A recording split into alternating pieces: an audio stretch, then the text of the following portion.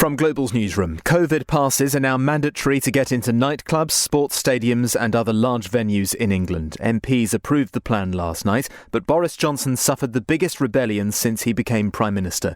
99 Tory backbenchers, including Sir Christopher Chope, voted against the government. The authority of the Prime Minister has obviously been damaged by this, but I don't think irreparably, and I hope that he will take the forthcoming break as an opportunity to, in a sense, take fresh guard and think through what we're about in the Conservative Party. We should be standing up for our principles of freedom and responsibility. The new rule means people must show proof they're double jabbed or have had a negative lateral flow test to enter certain events and venues.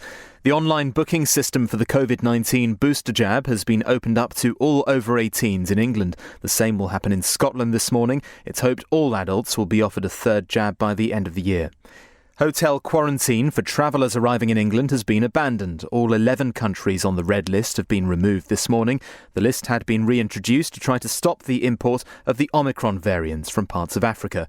The Transport Secretary, Grant Shapps, has told Nick it was no longer proportionate. I mean, it's quite clear Omicron is here, it's established, it's transmitting within the country. There comes a point where there's no point in having a red list of countries, and we always said we'd remove it as quickly as possible in order to allow those people to rejoin up with family and get on with things. New figures show there was another sharp rise in inflation last month. CPI rose to 5.1% from 4.2% in October, the highest in a decade.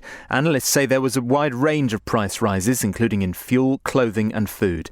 LBC's business commentator David Buick says despite the increase, he doubts the Bank of England will raise interest rates tomorrow. I've got a funny feeling that because it looks like the measures that Boris Johnson and his government have done means that the recovery process is going to come off the boil, and I think we can whistle for 6.8% GDP for 2021. And therefore, even though these figures look dangerously high, I've got a funny feeling they're going to wait until February before putting in a really meaningful increase.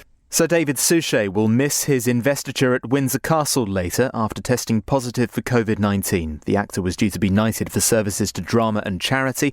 Sir Lewis Hamilton will receive his honour, though, just days after losing out on an 8th Formula One world title. In the city, the FTSE 100 has just reopened at 72.18 after closing down 12 points yesterday. The pound buys $1.32 and €1.17. LBC weather, many parts cloudy and mild, but some sunshine in the north and east. Some rain for parts of Scotland, Northern Ireland and the northwest of England, a high of 12 degrees. From Global's newsroom for LBC, I'm Simon Conway.